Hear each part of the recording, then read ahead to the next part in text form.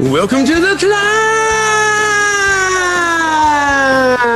This is a show dedicated to helping singers, songwriters, and indie artists like you create leverage in the music business.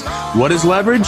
It's the strategic advantage. It's the power to act effectively. It means the people at the negotiating table need you just as much as you need them, or need you more than you need them. And that's where the deal's going to come from. That's where you're going to get your manager. That's where you're going to get your label deal. That's where you're going to get your tour, your booking agent, your other artists, your other musicians. That's why we literally called it the C.L.I.M.B, C.L.I.M.B, creating leverage in the music business. And the genius that came up with that is my good friend and my co-host, Mr. Brent Baxter. Brent is an award-winning hit songwriter with cuts by Alan Jackson, Randy Travis, Lady Antebellum, Joe Nichols, and more. And what I love about Brent is he helps songwriters like you turn pro by revealing how you write like a pro, do business like a pro, and then he connects you directly to the pros. You can't do better than that. You can get in touch with Brent at songwritingpro.com. Once again, that's songwritingpro.com. And I would like to introduce you to my co-host, Johnny Dwinell. Johnny owns Daredevil Production. Daredevil has created over 25 national TV opportunities for their indie artists by making them discoverable. They've also created multiple tour opportunities for their artists.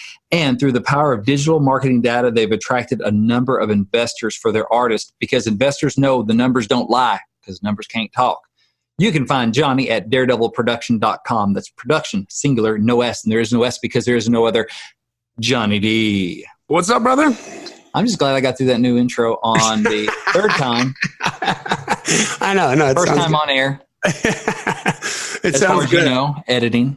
And I am working out of my house today. So if you hear that echo in the room, echo. That's what's going on. Or the Great Dane. Or if you hear a Great Dane, yeah, he's pretty quiet. But if he jumps up and starts panting again, I'm gonna have to make a panic move. But exactly, yeah. The Great Dane's got the green apple quick step today. Oh boy. Anyway, so today we're going to talk about patience. Patience. How to be patiently impatient. Yeah. And the power of patience and understanding the game. We're going to dive deep into that. I think it's going to provide some perspective on everything that everybody's trying to do. Because if you're anything like I was when I was an artist, patience is I was accused of a lot of things, and being patient wasn't one of them. Right, yeah. And it's because I didn't understand the game. You know what I mean? Like I didn't understand the way that it kind of works. So, but before we do that, let's cover a little bit of business here. So we are proud, as always, to partner with the C.L.I.M.B podcast is proud to partner with disc makers who've been supporting indie musicians before indie music was even a thing. When you're ready to make CDs, DVDs, vinyl, or distribute your music and videos with customized USBs, go to discmakers.com, D-I-S-C makers.com. That's the only place you need to go. That's right. And while you're on their website, check out some of their other resources like poster stickers, T-shirts, and download some of their excellent free guides. They just revised and expanded their home studio handbook, which is full of practical advice about mic placement and acoustic treatment and mobile recording. It really covers a lot that beginners and even those of you with some studio chops can learn from. You can click the Guides and Resources tab on the Disc Makers website to download that and a whole bunch of other guides. And you can find that at discmakers.com, discmakers.com, or give them a call at 800-468-9353. That is 800-468-9353. Awesome. And hey, if you haven't joined the C.L.I.M.B community, guys, please do so. That is on Facebook. Search for the C.L.I.M.B community. Ask to be let in. We let everybody in as long as you have a picture in your profile there. And just be good boys and girls. This is some killer stuff going on there. I mean, all kinds of talk about, different things that people have created wins with songwriters getting hooked up, different marketing questions that are being asked and answered by just the people in the community. And you and I still try to jump in there and get on everything that we can. So I think it's like a great resource. And also anything that I read that I think is relevant to the community, I'll put up there. So I can kind of be a little bit of a filter for you on music business type stuff that's happening. So so make that happen. Leave a 5-star rating and review. That makes us look legit to anybody else who's stumbling across us on iTunes. Share it with somebody.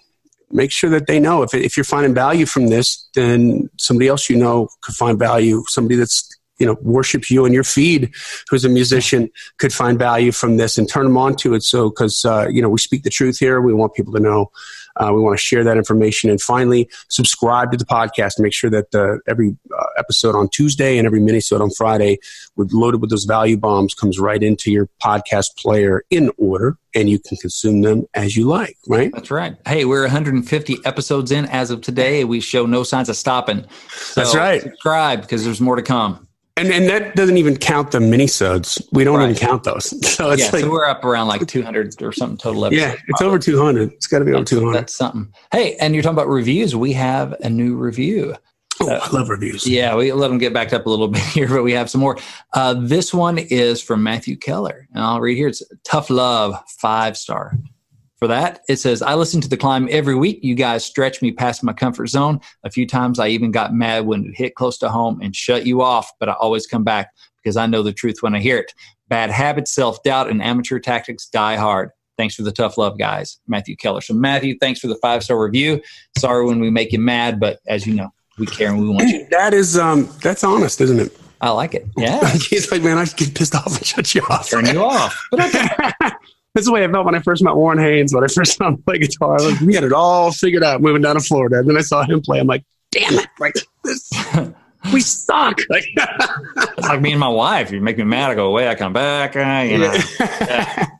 Right on, man. And hey, we're going to talk about a bunch of cool stuff today. I switched up the download on giftfromjohnny.com just because the book got a little outdated. But I have a really killer PDF there. If you're new to the podcast, if you go to giftfromjohnny.com, you can download for free the 21 music marketing mistakes that all indie artists are making. And I think there's a lot of clarity in there that'll get you on the right track and make sure you're doing the right thing. So once again, that's giftfromjohnny.com, JOHNNY. So let's talk about patience. All right. Patience. I've been waiting so long for you to talk about patience. I've waited like 150 episodes. So it's about time. Patience, they say, is a virtue, right? Yes. But whenever I heard that when I was in my 20s and I was an artist, I didn't even know what the hell that meant. Like, what's a virtue? Like, yeah. It was so ambiguous to me. I was told to be patient, and I didn't understand the depth of it. I think real patience is a massive boost to an artist ego because patience is understanding. It's a clear understanding of the scope of work that has to be accomplished. If you're naive or oblivious to the scope of work, it's easy to get impatient, isn't it? Like, I mean, how many times, Brent, do you get people that'll hit you up? I get this all the time. They send me an email like, hey, can you help me be a singer? It's always been my dream to be a singer. And I'm like, are you a singer now? Like, if that was against the law. Right, yes. And how much evidence would there be to convict you of being a singer in the last 6 months? And right. My vocal cords just came in from Amazon, and I'm ready to installed, and now I can be a singer. Yeah. Yeah. And usually the answer I get is, sometimes I get surprised, but usually the answer is, it's all I've ever wanted to do. Like, I just need a deal. And it's like, dude, you don't even sing right now. Like, but step one. So, well, it's funny because about patience, I think that's true. So patience comes from having a realistic understanding of the process and the time and the work to put in. I haven't heard it put that way before. And you're impatient because you think it can be an overnight thing. You just don't understand. You're naive to that. So this morning we were getting Quill ready for school. And this has to do with patience and understanding the process. So, okay, we just brought little Hazel home from China. So at this point, as a recording, we've been back in the States since like 3 or 4 days or something like that. Not very long, right? And she's basically like a 9-month-old. She says mama. Every once in a while she'll kick out a dada. That's it. That's the extent of her linguistics. We're just not talking just English. We're talking total, right? Not even Chinese. Mama. I was going to ask you, was that in Chinese or English? Mama. It's kind of the same. That's English. Okay. And Quill's like, I'm going to teach her how to talk today. We're like, all right, buddy, just go on to school. It takes a while. You didn't, like he came in at 7. Like, you didn't even know English. It took you a while to learn that. She didn't know anything, but it's like, okay, if you really expect that result tonight, after you get home from school that you're going to be teaching her to talk, you're going to be pretty frustrated. But you'll be patient if you understand that this is a process. It takes a while. It can't happen overnight. Not possible. That's right. To be like, hello, mom and dad. Hello. Thank you for bringing me out, you know. Right. Like, don't kick her in the head if she can't converse with you at the end of the day. Exactly. Don't get frustrated and throw it down like it's your blocks you're trying to build. You'll be patient if you understand the reality of it. So anyway. Well, exactly. So that's it. Like, if you're naive or oblivious to the scope of work, it's so easy to get impatient because you don't really truly understand the game that you're in and how to play it. You know, at your current job or at past jobs, I'm sure you've at one point laughed with your coworkers over a customer who has demands that are downright absurd because they're devoid of any logic when one understands the steps of the process, the magnitude of the job, and the reality of the situation, you know? But let's talk about patience in the context of something I think that we can all relate to, no matter how well versed or naive the actual process may be. Corn. Okay. Corn. Okay. So picture this. Someone plants a seed of corn during the daylight, waters it, and then it begins to get red-faced, jumping up and down, cursing the team around them, cursing God, angry at the world because the ear of corn didn't immediately pop up. Yep. So what do they probably do? They probably dig it up and look at it, put it back in the ground.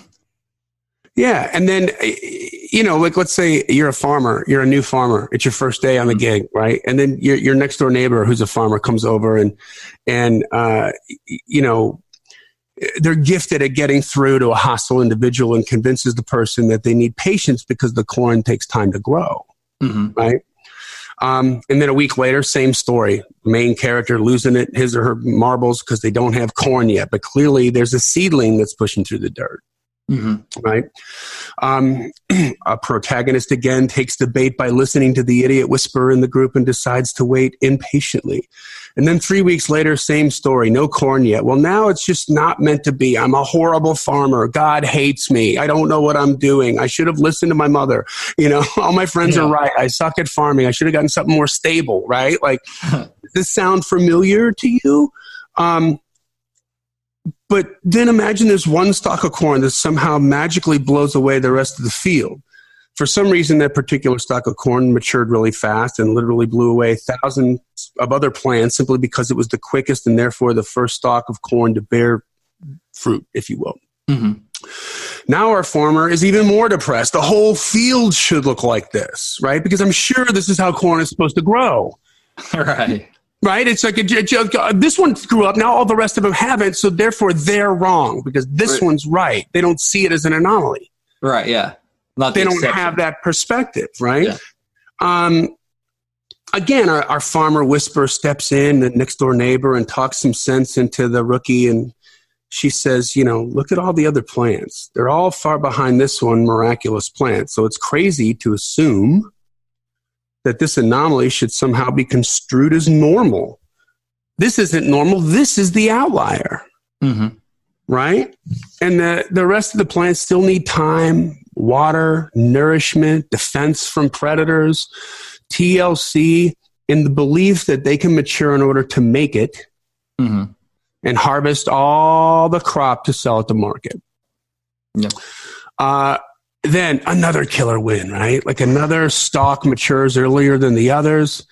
And this one has 2 ears of corn on it, which is rare. And so now the farmer thinks, wow, I've been underestimating the potential reward of this field of corn the whole time. We're going to double our profits. Right? Like there's 2 ears of corn per stalk. I didn't even think about that. And then once again, the farmer whisperer, the next door neighbor, who works her magic and is able to get the farmer to understand that this too is an anomaly. As the farmer learned, and by the way, like when you're doing something for the first time, I swear to God, you always get the anomalies first. Don't you? You get like this outlier weird thing happen and this other outlier weird thing happen. And so it skews up your whole perspective. Because you don't know. My first cut was a top 5. Exactly. Right? So you're like, hey, this is awesome. Notion of how the business, nowhere to go but level off. Yeah, right. Well, there you go. Yeah. So, you know, the farmer learns more about growing corn. He will surely understand that 1 ear of corn per stalk is what's to be expected, and any stalks with 2 ears are a blessing. right? Then harvest time comes and the farmer gets very excited, but his team is extremely worried. They have a short window to harvest the crop before it rots in the field.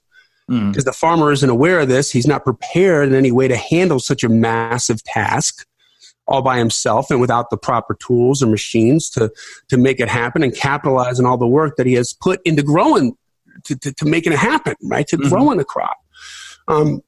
So friends come in to help, but they want to be paid, right? It's their time. It's their machine. The farmer hasn't made any money off the corn yet, so understandably he feels poor, right? He refuses to pay because he's unaware of the possible outcome. It's been too long and he spent too much time and too much money to come this far. Why would he give it away when he can harvest it all by himself? All by himself. Right? That sounds like a couple people we know. Then the farmer whisperer comes in and magically convinces the farmer to let them help because he'll make a lot more with the team behind him. And he'll waste 98% of the potential profit of the crop by trying to harvest all these acres by himself. Then the team gets together and they rock the fields. They harvest all the corn successfully. Now they got to get the corn to market. Now it's going to require some more tractors and trucks and transportation. Now the farmer's pissed again because he feels like more people are eating into his profits that he's worked so hard for, right?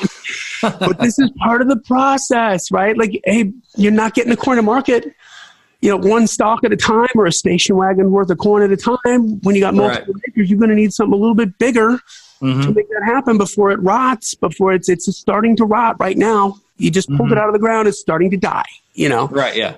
And so you guessed it. The next door neighbor, the whisperer, comes in and says this is normal and it's needed to optimize the chances for a profit. And if the farmer reluctantly agrees, and another team of transportation people load up the crop and head to the market. And of course, they got to get paid. But then, on the way to market, one truck gets in an accident and the crop is ruined on one side of the road. And another truck is detained indefinitely at a weigh station because the specs of the truck didn't meet the state standards and the corn rots in the truck while the details are worked out. That stuff happens. Headaches from ear to ear. Yeah. You got to hear my soybean jokes. Okay. Do you guys see the correlation here? I mean, we laugh because if you've farmed, if you've ever had a garden, if you've ever grown a flower, you know that this is like funny and obvious and ridiculous. This is a ridiculous way to compare, growing corn to the music industry. But, even those of us organic and there's Monsanto and never mind. Okay, go ahead. That's right. I mean, even if you haven't grown corn, you understand the basics of organics and organic seed planted into the ground. We know it takes time to bear fruit. So this story still, even if you've never grown corn before in your life, it seems obvious and silly. Right. But to an industry pro who's grown many artists, what if this is how you sound? What if you sound like that rookie farmer when you're talking to him? Right? Or how about a publishing company to the rookie songwriter? Or I mean, how many times, like Brent, do you have like the songwriter that connects with you through songwritingpro.com and is like, well, I got 3 songs and I'm just gonna see how they do. Yeah. Or I'm coming to Nashville. I'm just gonna see if I can sell some songs. Yeah. I got this one song. Yeah. Yeah, great. Okay, fine. It's one song. Everybody tells me it's awesome. Yeah. Right. Mom loves it. Great. I mean, when you hear the stories that you've told time and time again in this podcast. I'm getting in the corn game. See, Colonel? Put this sucker in the ground. Say that with that yellow freaking hat on. Right? I know. I got my corn farmer looking hat on. Yeah. I'm geared for this. But like when you hear that, you think, man, you're missing the boat, right? Yeah. Like you're missing the whole point. Like you could almost guarantee they're going to be, I mean, think about like your song, Monday Morning Church. Mm-hmm. Everybody told you no. Yeah. Until they didn't. I don't hear it. Yeah. Everybody passed on until they didn't. Yeah. And then, then Alan Jackson's producer was like, well, this is cool. And Alan Jackson's like, yep, let's do it. Top 5 hit. So they were wrong. Yeah. So you're basing your whole career on what a couple people pros are going to say. Like, right. Oh yeah. Yeah. Pros passed on that. Pros pass on hits every day. I mean, there's a big difference between being a dude with some seeds in his pocket and a farmer. Yeah. Big difference. Yeah. Ooh, that's good. There you go. Right there, some farmer wisdom. Darn it. And that's it. I get so many artists through email and stuff. They'll reach out to me or they'll DM me on Instagram or something. And hey, I encourage that. I'll respond to every one of them. Sometimes it takes me a little while, but I'll respond to them. And it's a whole lot of people with a whole lot of seeds. Yeah, or they're just throwing seeds out. Yeah, and look at I got seeds, or some of them don't even have seeds. Yeah, some of them don't even have that. They're like, I've always wanted to be a farmer. That's all I've ever thought about my whole life. So I'm going to be one. It's like, okay, great. Like, what are you going to plant? I just need a label. I just need 1,000 acres. Yeah, and a combine. That's right. No, we need to start with the backyard garden and just you grow it up there, right? You got to build it up. Go to the farmer's market. If people start liking your tomatoes, go from there. Think about so let's think about that in terms of like we had that episode on nepotism that we were joking about, but it's always astounding to me to see. Well, for like Jen Schott, we interviewed her last week, right? She came from a musical family. Yeah. Like she just grew up around it, right? So that's to me, that's the equivalent of like growing up on a farm. Your dad's a farmer. The time you're a little kid, you're learning exactly what has to happen, how it happens, how much time it takes, how many different people are involved in the team to make it work. And the trials and tribulations of a good year versus a bad year and how it evens out, if you're consistent, right. In doing the work. And then some people get jealous of that, right? If they didn't come from a musical family, or if they don't have a relative, like say in the music business, I remember reading all this stuff about Skid Row because they kind of got their deal through Bon Jovi, right? But it's so great. They got their deal through Bon Jovi, but they still had to make a freaking record and blow your mind. Right. Yeah. And it was awesome. It was an awesome record. I don't care who you are, but so the connection made it a little easier for them to get there, but it wasn't, press the you're a star button. Right. They still had all that work to do. And by the way, the only reason they got that opportunity was because the years and years and years of work that they'd done before. Right. Yeah. Side by side with John Bon Jovi before he got famous, right? So there's a relationship there. Oh, relationships. Damn. Relationships. That's a bad word. It's a 4-letter word with more words, with more letters. So, when you're talking to people, when you're talking to industry people, when you're talking to yourself, when you're listening to that inner voice in your head, think about how you sound. Like you want to be patiently impatient. That means like you've got to be impatient in the sense that you can't be waiting around to start working. Right. Because that's where I find people just being downright lazy. It's like I don't want to believe that I have to learn how to market myself. So if I get the deal or I get a manager or I get a booking agent, all that stuff's going to work itself out. I don't have to think about that now. So you're blowing it off. Yeah. It's an avoidance thing. Like, I'm just being patient for the seed to grow. I don't have to water it. Yeah. I'm just being patient. No. Yeah. Or I'm just going to keep doing what isn't working and call it patience. Yeah. Or you know what? Like I don't even have any seeds. Like I need money to get seeds. I'm going to have money first. I don't have money, so I can't get seeds. So I can't be a farmer. Yeah. Like, all right. That's one way of looking at it. You know what? If you say that, you're right. Yeah. Mm-hmm. You're right. I mean, so what does patiently impatient mean? It means that you have to be impatient about wasting time and opportunities. And it means that you can't be impatient about going out to the garden or field and working every day to ensure that there aren't any bugs, diseases, droughts, floods, predators, fire, or stupid mistakes, right? Be impatient about the workings and the day-to-day attention to the process. Mm-hmm. Be impatient about learning everything there is to know about new systems, new methods, new ideas to become a student of the game when it comes to the process. Be impatient about that. Be impatient about learning the old methods to know how it changed and why it changed. You know, you can't break the rules until you know the rules. Right. Right. That goes for songwriting. That goes for marketing. That goes for playing your instrument. Like, you got to know the rules first before you can break them. But you've got to be patient about the reality of the scope of work. Be patient about what really has to happen and how long it should take to achieve your goal. You know, we talked about that first year, the first stalk of corn that just came up out of nowhere and matured way faster. And he thought, wow, all the rest of these suck. Well, you know what I would attribute that to? It's almost all the time when you have like an artist that is relatively new on their journey, their artist journey, but they have like a lot of talent. This would be like this would be the opposite of Wilkes, right? Who was a very seasoned professional monster talent.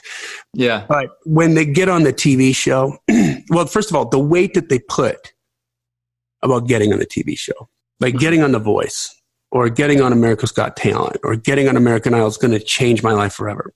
Right. When I had this conversation, I mean, I actually sold the workings of a TV show, the concept of it, to the point where we had like bi-coastal camera crews, casting crews coming out from New York and LA to Nashville to cast for a show that we're going to put together and try to sell to a network. I mean, they were spending money trying to, that's what I mean by I sold it. But I was talking to the head of West Coast Development for Discovery Communications, which is a massive entertainment umbrella that's not Discovery Channel, includes Discovery Channel, but like 21 other networks, you know. They create a lot of reality TV. And I said, you know, I was talking to the head of West Coast Development at the time, who's a friend of mine. Relationship there again, you know. And he's got an encyclopedic mind of TV. The dude's brilliant. And I just was like, I'll bet you if I put a gun to your head, you couldn't. You know, there's been 14 at that point. There was 14 winners on American Idol. I said, I bet you couldn't even name 5 of them. The winners. Yeah, winners. Yeah. And he couldn't. He's like, oh, you're right. I'm like, dude, you see, there it is. He's in the business of TV. That's his job to know that. And he doesn't know, you know? So, so that TV show, is it going to get you some exposure? Yeah. Is your Instagram going to blow up like while you're on TV? Literally while you're on TV? Yeah. Yeah. Is it going to continue to blow up after you get off TV? No. Well, it's the winning the lottery thing. Most people that win the lottery a couple of years later, they're worse off than where they started. Yeah. You know, getting on the TV shows like being on the lottery. If you don't already know how to handle money or handle attention or handle your career, a couple of years later, you're back to where you were. Yeah. Or immediately back to where you were. Yeah. If you're lucky, it takes you a couple of years to. And I remember Wilkes, like, you know, that's a good, like, if you guys ever want to kind of follow up on a more in-depth, like, talk specifically about some of these TV shows, go back and read the interview we did with Wilkes, who got on The Voice and did really, really well on there. He didn't win it, but this is a guy that's already had 3 record deals. He's got a multiple publishing deals, I think, right? He's in a publishing deal right now. Yeah. He's in a publishing deal now. Incredible, you know, singer, songwriter, musician, producer, engineer, producer, learn the new processes, right? Like I think he's the kind of guy that I don't think he ever sat down and scratched his head and said, well, I think I need to learn how to engineer now. No, he just was like, I got to get this crap done. And it was like a thing that was in his way. You know what I mean? So if I got to learn this, because he wasn't rendering fast enough for him in his head. Like, he's so smart, you know, and so prolific. Or he's an introvert and just didn't want to have to talk to other people. So I'll just learn how to do it. There's that too. You're listening, Wilkes. I love you. Which he says, yeah. Yeah, right. Yeah, he caused to be an introvert. So. but like, I remember him saying in that interview where and by the way, he got discoverable. Yep.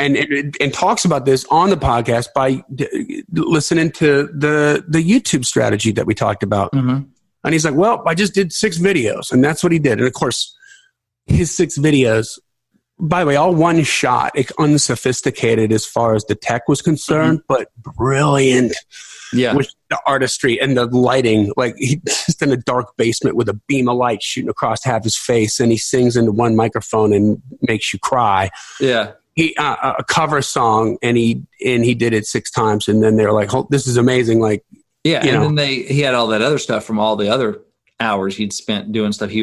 They could go back and find stuff from his High Flight Society days and that kind of stuff. So he had other stuff out there, and he was good at playing guitar because he spent a lot of time doing it. He was impatient about learning the guitar. He was really good at singing because he's impatient about learning about singing. He got really good at songwriting because he was impatient about the process of songwriting and kept writing and writing and writing and writing. He was impatient about, he was a really good engineer because he was impatient about learning everything he needs to know about being an engineer. So he could put all that stuff together because he worked his butt off. Like that was like, that whole video probably took him maybe an hour, right, to get it all done, maybe an hour and a half, if that, right? But that was his whole life plus that hour and a half. That hour, right, yeah. So this is what we mean by being patiently impatient. But the point was about the TV show, though, is he gets on there. He's the only one reading the contract. Everybody else on there not reading the contract. Right. Nobody understands. And all they know is they're going to be on TV, and they're excited. I'm going to be on TV. All my friends are going to see me. I'm going to be famous, and people are going to love me forever. Like, this is it. It's like, man, no. Like look at the actors like that require, because marketing, branding requires reach and frequency. Right? You got to be on TV a lot to become famous, right? Perhaps, or be on a show with a massive audience, but a lot, right? And a show like a talent show like The Voice, where they're doing 2 seasons a year, that's not 28 episodes a year. And that's not, Friends, 10 seasons, 260 episodes, or whatever. And it's not in syndication where it's on 3 times in the afternoon on 5 different channels or 50 different channels. Like, it's everywhere. Like, that's being on TV a lot. You're going to be on once, twice, maybe 5, 6 times, and then you're going to be done. Yeah. It's not enough to become famous. It's enough to if you know what you're doing, to launch something. Yeah. Take you up a level. Yeah. So he just kind of gets into that and talks about the reality of that. But I mean, I've had so many artists that are just like, everything they have in their artist career, their hopes and dreams, and the whole boat is riding on whether or not they're going to get on a show like that. And it's like, man, no, that's the one stalk of corn. Yeah. If you get it, it's a blessing. It's awesome. God bless. But it's not going to hurt you, right? Like, unless you're an idiot on national TV. Right. Yeah. But I mean, if you go and do your job, it's going to help you. But it's not going to make you famous. Carrie Underwood didn't sell 1 billion records the day after she walked off American Idol. Right. There's a whole lot of work that kept happening after that from the team, the drivers, and the the harvesters, and all that kind of stuff. So, when you do this, when you learn about the reality of the scope of work, how long it takes to build a brand and to reach an audience, and you're patient about what really has to happen, and you're impatient about the process, so you're working, and you really fully understand how long it will take to achieve your goal. When you do this, there's no angst. There's no deep-seated aggravation because you feel like you should be at the finish line when you're not even 10% of the way there, or 5% of the way there. This is patience. Patience is an understanding of the reality of the process, the reality that relationships take time to foster for a reason. Right? You're not going to meet somebody for the first time who's going to say, come back, call me up next time you're back in town and we'll get together. And then it doesn't happen. And now that guy's a jerk and a liar and he's not honest and blah, it's like, man, no, it doesn't. He probably doesn't even remember you. Yeah. You met him once. He was being nice, like some relationships, no matter how big the marquee value is, are not going to be advantageous for you. Right? There's a value bomb. Every opportunity is not opportune. Okay. Patience is understanding that there are plenty of people who are willing to do business your way, and understanding that picking the next live body with a pulse can be a waste of time and push your end result back even farther. Patience is understanding the difference between the big win and an anomaly like that first stalk of corn or the double corn stalk. And it's realizing that this is good and it's a win and it's worthy of a celebration, but it's not the norm. It's a lucky break. and it needs to be assessed as such. And and maybe it bumps you up to another rung on the ladder, but you're not in the end zone yet. It's like a good 30-yard pass maybe in football. Right. It's not the touchdown yet. The wisest people and the wisest artists that I've ever worked with, and Brent, I'm sure you would agree, the wisest songwriters that you've ever worked with, they're annoyed by the loss of time. Wasting time, like hastiness and superficiality are the psychic and the artistic diseases of the 21st century. But here's a quote from Hannah Hernard Hines: "When you wear the weed of impatience in your heart instead of the flower of acceptance with joy, you will always find your enemies at an advantage over you." So when you wear I'm going to read it again. Please read that again. I'm still thinking about that. When you wear the weed of impatience in your heart instead of the flower acceptance with joy, you will always find your enemies get an advantage over you. So be patient. So be patient. Understand that the joy is the process. The joy is writing the song, is recording the record, is doing the marketing and reaching an audience. There's joy in that, even though you don't want to talk about it right now. Because it's a different kind of joy. But man, nothing feels better than a bunch of people who are like, your song changed my life. Oh, and you can find that right on Instagram, if you just spend 2 freaking minutes doing it. Right. Acceptance isn't accepting defeat or delay. It's understanding the process that these things are expected. That's when the truck overturns and gets in the accident and you lose a truckload of corn or gets caught at the wayside. You're not surprised. Let me tell you something. I'll save you the suspense. There's a ton of speed bumps, potholes, catastrophic wrecks, plane crashes. Like all this stuff is going to happen. Not literal plane crashes, I hope. God bless. Impatience has never brought anyone any good. It serves as the mother of mistakes and the father of irritation. I've had so many clients like that where things don't start happening the way they want them to happen, and so they start making stupid decisions. And they start behaving like a bull in a china shop. And then guess what? Your team of professionals around you, even when they've gotten to that level where they understand it takes a team, they start to realize you don't get it. Yeah. And now you're turning them off. And they got better places to spend their time and their energy, So you can't eat corn that hasn't grown yet. Right. So take the time. It ain't grown yet. That's right. Take the time, guys, and learn how to make this process happen. That's all I got to say about that. Cool. So be patiently impatient. Yes, and work. Just put your head down and work. If you put your head down and go to work on everything that you're supposed to be working on, I promise you, very soon you're going to lift your head up and you're going to be halfway there. What's the thing about trust the process, right? Yeah. You got to learn the process, pick a process. I mean, and then nose down, do the work. And every once in a while come up, check, how far along am I? All right. Yeah. Still go back down again and work on the things that need to be worked on and know that you don't know. There's known knowns, there's known unknowns, and then there's unknown unknowns. But in the music industry, you can turn the unknown unknowns into known unknowns. Right. By reading a couple books. In other words, there's stuff there's stuff you don't know, there's stuff you don't know, and there's stuff you don't know. That's right. There's another way of saying that. Yeah. So go out there and find out some stuff so you can at least know what you find out how this works. You don't know something. Don't focus. Yeah, don't focus on the last video from Taylor Swift and start comparing your process to her. She's been doing it forever. Right. And she was doing it for a long time before she ever got a record deal. Years. A long time after she got a record deal. And and we've talked about some of the breaks that happened in there where they were able to take advantage of a situation. Like, what Rick Barker did in that situation where if we compare it to the corn truck, getting in a wreck and falling over and all that corn's rotting on the side. Well, he started a bonfire and sold the heat or something like that.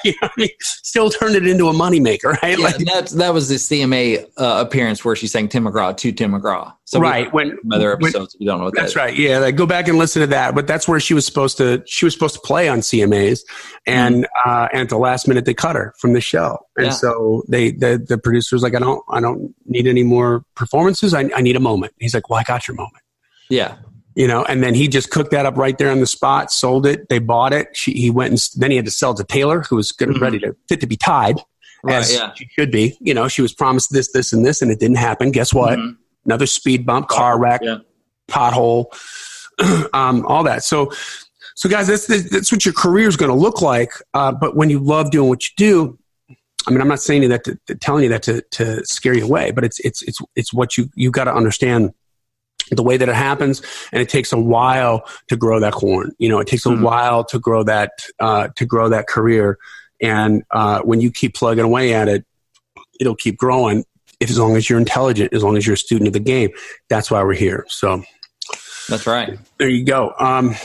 Anyway, so with that, guys, if there's things that you don't know and you want to know, I know I can help you out. Hit me up for a consultation. It's a great, I can really help you just imagine what it would feel like waking up in the morning and know exactly what you got to do that day to get yourself into growth. Because you got a plan, and a checklist of things that you got to do that are crafted to you, to your artistry, to what you are specifically trying to do. You have clarity. And now, instead of trying to think about it, you can actually do it and get some stuff done and still have this other life that's actually putting food on your table and clothes on your back and everything, while you're trying to make that happen. So reach out to us for a consultation, guys. info@daredevilproduction.com. Production is singular. There is no S. info@daredevilproduction.com. Put consultation in the subject line, please, so that it gets into the right folder. And we'll reach out and set up a time to do that. And it's, it's a little bit of money. It's well worth the price. It's investing in the knowledge of what you got to do to make this work. And you will get results. You'll get results right away. I promise you that. There's going to be a couple needles that move for you. You're not going to get a record deal. Yeah. But you're going to learn the process. So. Right, yeah. Well, that brings us to the end of another killer C.L.I.M.B episode, guys. Again, join the C.L.I.M.B community if you haven't done so already on Facebook. We'd love to have you in there. It's growing every day.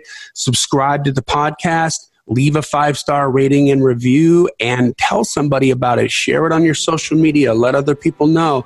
It's good information. So if you like it, it's going to make you look cool if you share it, right? I mean, that's the deal. All right. So this podcast exists because we want you to win. So keep on climbing. And we'll see you at the top. Or keep on farming and we'll see you at the crop. Boom. Oh, there we go. That just happened. Yes, it did. I've been thinking about that. You were thinking about that for a while, were you? Yes, I was.